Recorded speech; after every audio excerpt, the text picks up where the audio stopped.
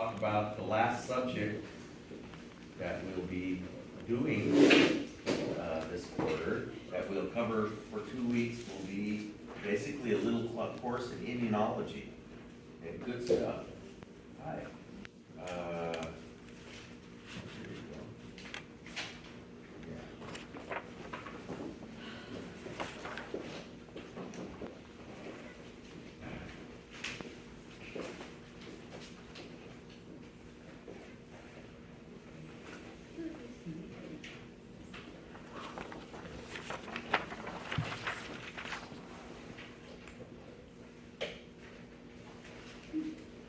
Okay, so this is one of those deals where once we finally finish it, it'll all make sense. But you got to tell the whole story before it all starts to fit together. And so as we proceed to build the foundation, it probably won't all make sense until we get almost to the end of it. So don't worry about it. Just kind of let it flow over your head and enjoy it and absorb it, and it's really good stuff. So let's talk about immunology. Okay. And there are basically two forms that an immune response can take. It can be sort of a general response, not to anything necessarily specific, but just to something that our body recognizes as foreign, okay? And we call that the innate defenses. Obviously, surface barriers. Skin is impervious, intact skin is impervious to pathogens, okay? However, if you cut it, and then it's no longer intact, and all kinds of pathogenic agents can get in. We mount a very general response called the inflammatory response anytime that there's tissue damage. And we'll talk all about the inflammatory response tonight. It's certainly nothing specific at all. As a matter of fact, you could just bump your elbow real hard and get a good inflammatory response out of it without any invasions by foreign agents. So we'll talk about that kind of thing, and there are a whole bunch of different innate defenses, probably 6 or 7 of different ones that we'll pay lip service to, although the inflammatory response and obviously surface barriers, those are pretty important. The other type of immune response, it might be more of what you were expecting when we mount a very specific response against a specific pathogenic agent. And once we've done that, we then possess what we come to know of as immunity. We say we're immune to it. And so but we're only immune to that one pathogen. Okay? And we have to go through this whole tedious immune response, which takes a couple weeks to rev up before we actually acquire that immunity. So we'll talk all about every aspect of this specific type of immune response, which has come to be known as the adaptive. That's a more modern term, the adaptive defenses, where we learn all about an antigen or a pathogen and mount a specific response only to it. Okay, so we have the innate defenses and the adaptive defenses. And there's a whole bunch of different innate defenses. There's even more innate defenses than we have on here. I can think of a couple others that we'll touch on that are very important. The adaptive defenses, there are only 2 types. And we're going to learn the names of a whole bunch of different kinds of cells that are players in these various types of responses. And certainly B cells and T cells are 2 of the more important ones. And you may remember that they fall under the category of lymphocytes. Okay? So T cells and B cells are the 2 different types of lymphocytes. So that's our specific immune responses. Okay? But let's talk about the more general ones first. Obviously, the fact that you've got skin and mucous membrane is certainly a protective thing, but it's not aimed at any specific pathogen. And as I say, intact skin is impervious to bacteria and viruses. Okay? And it's this keratin that we have in our skin that really helps. Plus the tight cell junctions of the epidermis. There's just nothing can get through there. And this keratin is waterproof. And it's impervious to most solvents. Maybe you've heard of DMSO, dimethyl sulfoxide. It's a solvent. Vets have used it for years. They called it horse liniment. But finally they legalized it in Oregon, and it's pretty good to treat arthritis. But you can rub it on your skin and taste it 30 seconds later. And it doesn't do much for your social life because you then have oyster breath. Kind of smells like oysters. But that's how quickly it penetrates.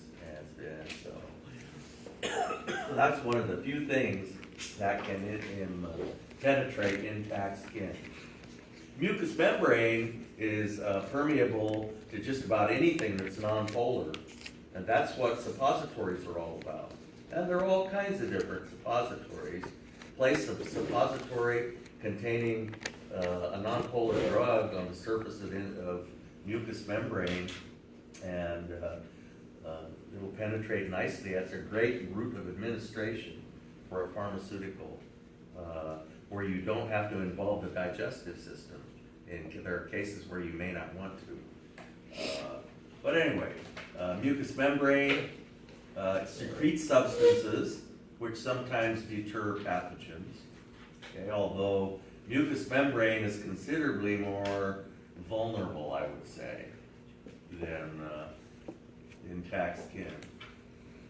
Okay, so various secretions that we produce, skin secretions, vaginal secretions, stomach secretions are, that's just about the most hostile place in the body.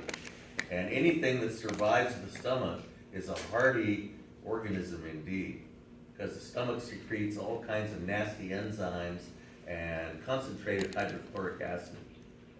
So you got to be pretty tough to survive the stomach, but there are pathogens that do so with panache.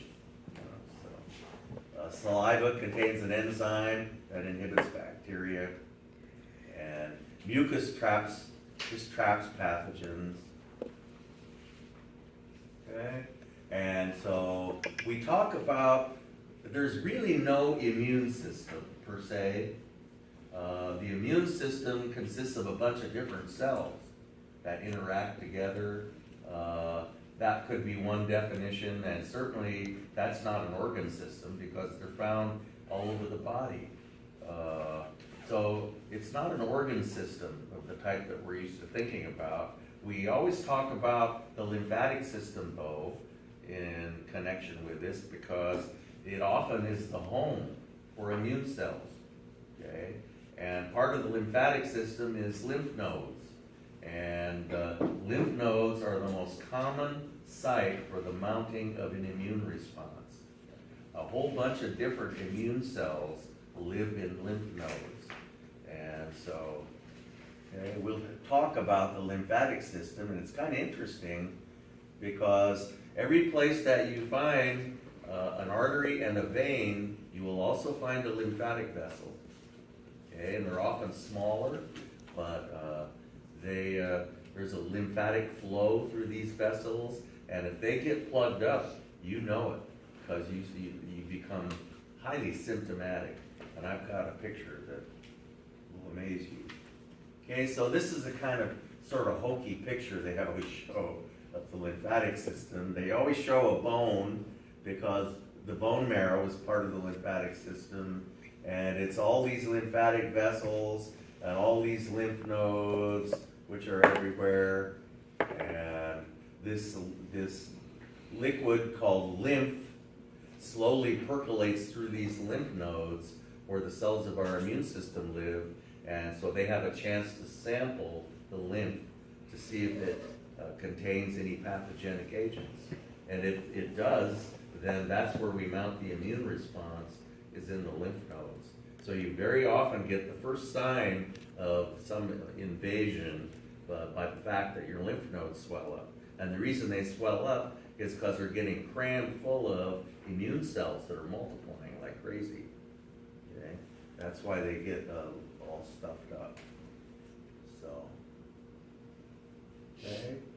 So the functions of the lymphatic system is to drain. Remember, in capillaries, fluid flows out, and so fluid flows out, and it doesn't all necessarily flow back into the capillaries. Any excess is picked up by the lymphatic vessels.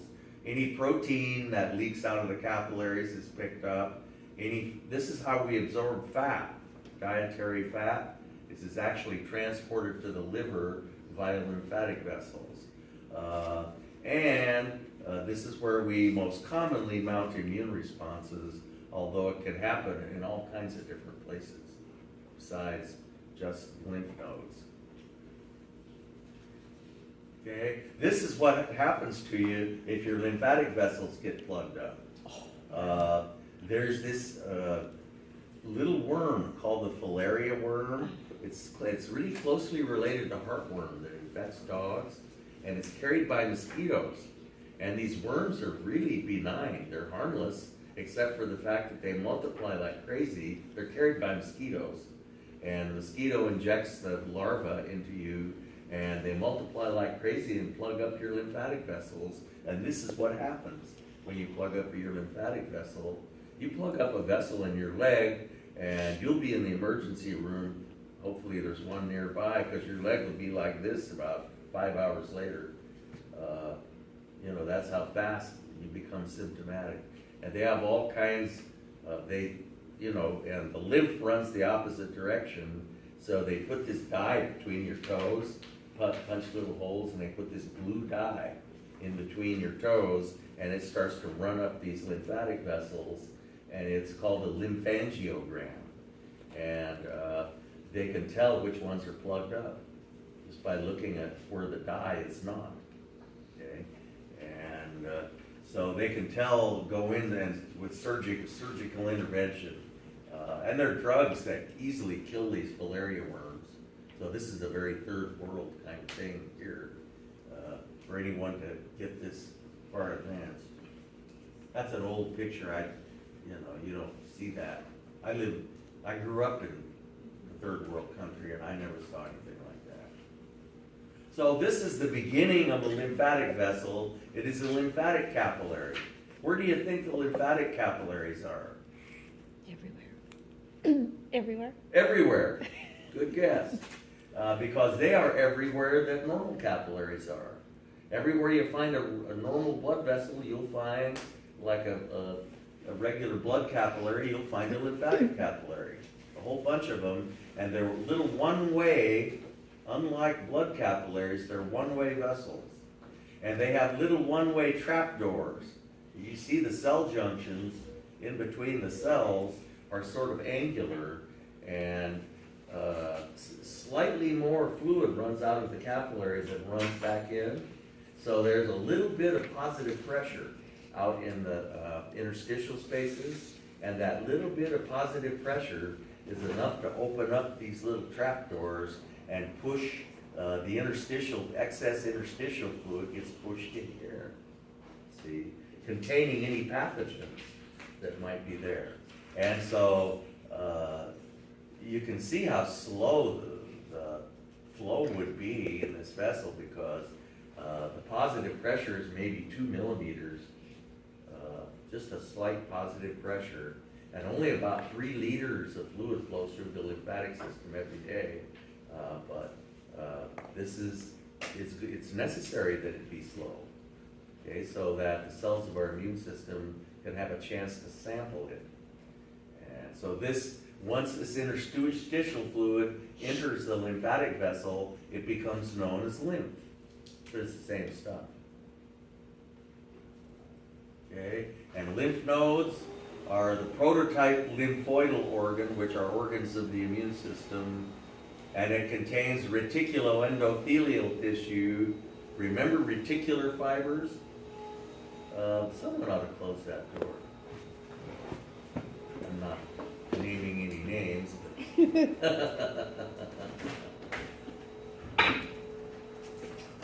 But thank you, nameless one. Okay, and so you see these little reticular fibers, and we talked about them as inhabiting lymph nodes and other lymphoidal structures, and they form a lattice work inside these organs, and the cells of our immune system live on this lattice work, and the lymph percolates through very slowly, and so all these cells have a chance to sample the lymph. See, and it enters over here, and then it enters the apheric vessels, then leaves the etheric vessels. Okay, and so here you see the names of some of the cells that are players in, we have T cells and dendritic cells and macrophages and B cells and just some of the players in our immune response. And all of them inhabit lymph nodes and other lymphoidal organs at one time or another. Okay, so there's another picture of the lymph node. Pretty easy to understand.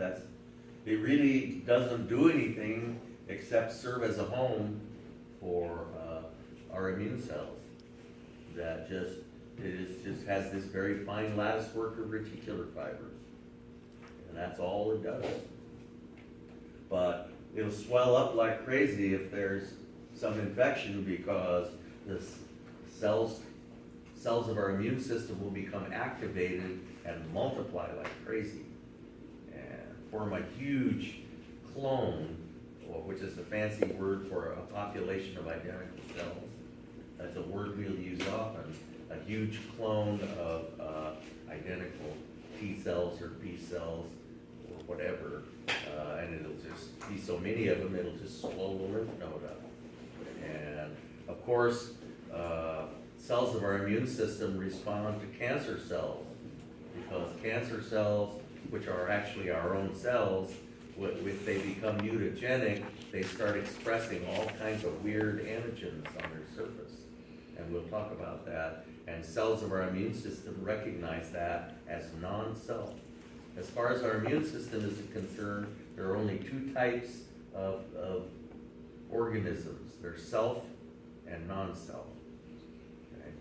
And you're either one or the other. And if you're non-self, our immune system will recognize that and immediately initiate an immune response. Okay? So there's an electron micrograph of these reticular fibers with cells of our immune system, and lymph percolates through this network of fibers. Okay? And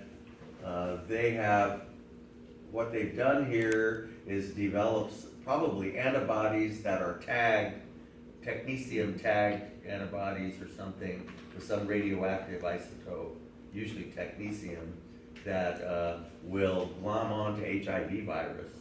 And so they can tell where the HIV virus are. They put you in a gamma camera, and which detects gamma radiation given off by technetium, and they could tell where where HIV is, if anywhere, because these antibodies they're very specific, they'll only glom onto HIV and nothing else. So it's a great way of localizing various things in the body. It's a typical nuclear medicine type assay, where nuclear medicine is the hottest form of medical imaging out there these days, at least one of the hottest, and it's something that is very intriguing to me. Okay, so all these lymphatic vessels confluence together into this from the lower part of the body. They confluence into this little reservoir called the cisterna chyli, which drains upward in the thoracic duct, which runs between the hemiazagus and the azygous veins, and finally dumps into the junction between the brachiocephalic vein and the internal jugular vein. Okay, and so the lymph eventually is returned to the blood. Okay, and so that thoracic duct drains 3/4 of the body, and another less major duct drains the rest of the body. Okay? And all of the lymph is ultimately returned to the blood. So you can see these two ducts draining back into general circulation here. Okay?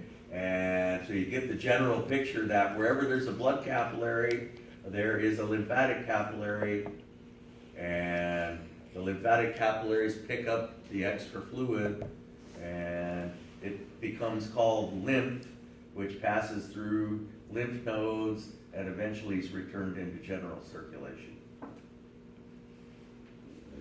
It used to be thought that the brain possessed no lymphatic system, but I just ran into this article a few days ago, and in the last year they've discovered that the brain has its own drainage type of system that picks up excess proteins, and that's a very important thing with the brain.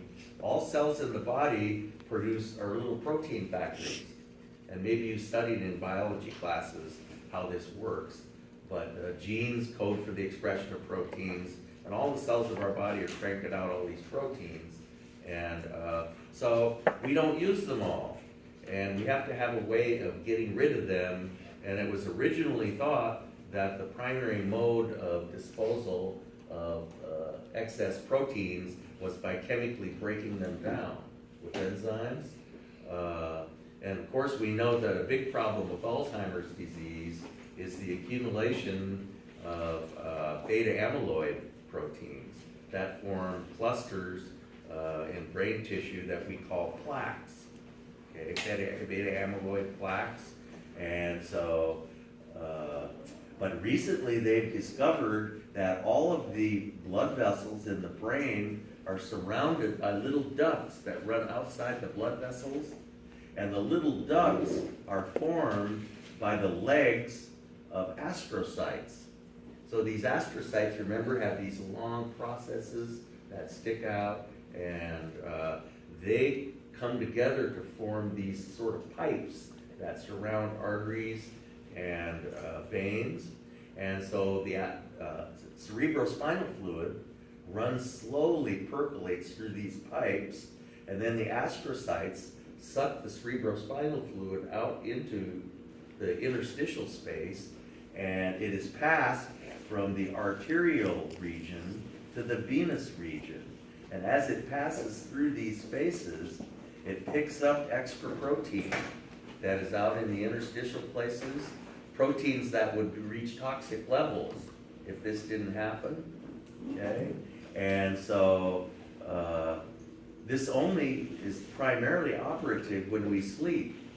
People who don't get enough sleep sort of don't succeed in getting rid of toxic levels of these proteins like beta amyloid protein. And these folks that discovered this about a year ago did research and found that people who are diagnosed with Alzheimer's usually complained of sleep deprivation throughout most of their life. And so if you don't get enough sleep, you lose this way of getting rid of toxic waste in the brain. And people with Parkinson's, there are proteins that cause that, and certainly these beta amyloid proteins. And so what it does, and they called it the lymphatic system because it's glial cells that accomplish this, and that form these little pipes. And the excess protein drains back in the veins and slowly is incorporated with lymph and passes, to places like the liver where the excess proteins can be destroyed. But all these toxic proteins, we have another way of getting rid of them in the brain, but it's only operative when we sleep. And so it's pretty exciting because these so-called perivascular tubes that surround these blood vessels create a current that can sweep away these toxic proteins, but you get 2 to 3 times as much flow during sleep. And and it's astrocytes that pump this CSF into the tissues and pick it up on the other side and pump it into veins. And so this is another place that we can look at for a cure to Alzheimer's. If we could somehow pump up the function of this lymphatic system in folks who are coming down with this disease, maybe you could get rid of some of these toxic proteins that they tend to accumulate. And so it used to be thought that it was an enzymatic problem, and maybe it still is. The enzymes that break down these beta amyloid proteins maybe don't work right, because that's what they've always thought. But it could also be a problem with this lymphatic system in the brain. So they're just this brand new discovery, and everyone's all working on that now. Okay? So you see another picture of it and how it works. So you generate a flow of CSF through the tissue spaces that picks up those little black spots are supposed to be toxic proteins, and carries it into the perivenous pipes that eventually return the proteins back to lymph. Because we know these veins go back to through the sigmoid sinus and through all that back into the jugular vein. And anyway, it carries all these toxic proteins away. So very cool stuff. So was just a place I found to stick this in, but it's a really interesting, I've only known about it for about a week. So it's a really interesting new development. Other lymphoidal tissues besides lymph nodes are the spleen and the thymus and the tonsils and others that we'll talk about.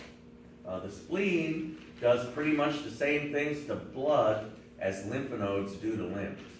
So the blood percolates through the spleen, and the spleen contains reticular fibers where cells of our immune system live. And blood is supposed to be sterile. Okay? Under normal circumstances, it's sterile. If it is not, you are said to have septicemia. But if blood isn't sterile, it's picked up by immune cells in the spleen. So when we know the spleen also breaks down dying erythrocytes. Okay? And there are these sinusoids, little reservoirs in the spleen. Okay? And there are lots of reticular fibers in there. And so the white pulp in the spleen contains immune cells. The red pulp in the spleen is the site of erythrocyte degradation. So that's basically the two functions of the spleen. And you probably all know that it's possible to live without the spleen. Yeah. I don't have one. Yeah. You know? You're alive. Last time I looked. Yeah. Had it removed at Okay, yeah. So, okay, but it helps to have one, but the liver sort of takes over when the spleen isn't there.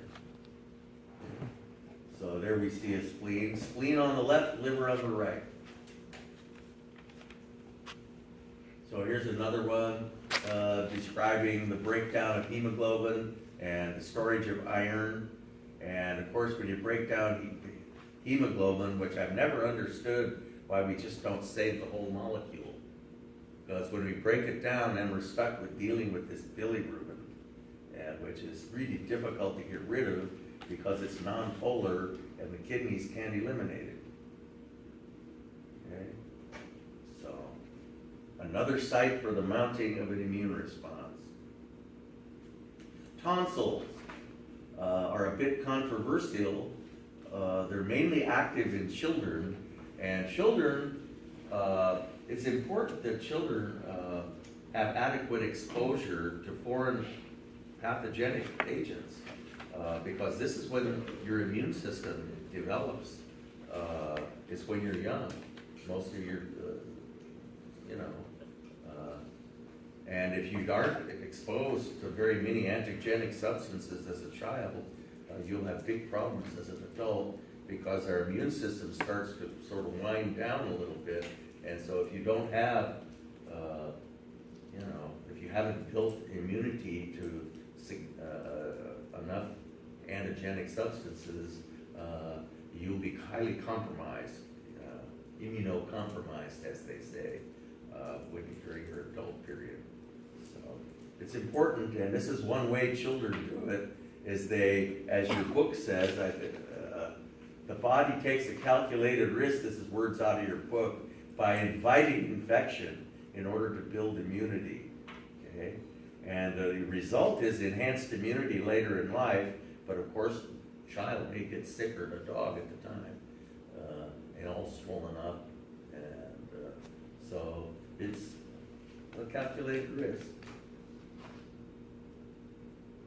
I think the current thinking is they keep going back and forth as to whether or not to take tonsils out. When I was a child, it was fashionable not to take them out, so I still have mine. But the kids have more illness and sore throats and stuff like that. We have these little lymphoidal structures in the outer margins of the intestines of the small bowel called Peyer's patches, okay? And they sort of perform the same function as tonsils. And anything that makes it through the stomach would have to be a pretty hardy pathogen, but a significant number of pathogens do. And so these Peyer's patches help take care of them. And plus, another function of the Peyer's patches is probably the main reason that they're there, is you tend to find more Peyer's patches closer to the colon, because the colon by design has all kinds of pathogenic agents in it. There are normal flora in the colon, but we don't want pathogens in the small bowel, because they'll help us digest our food, and when someone else helps us to digest their food, they usually use some other type of metabolism that produces huge amounts of gas and all kinds of discomfort results. And so you don't want, the contents of your small bowel should be pretty much sterile. And so that's another reason we have these Peyer's patches. Because we don't want bacteria backing up from the colon into the small bowel. Okay? The appendix has a little bit of lymphoidal tissue in it as well, in a strategic location, just loaded with pathogens, where the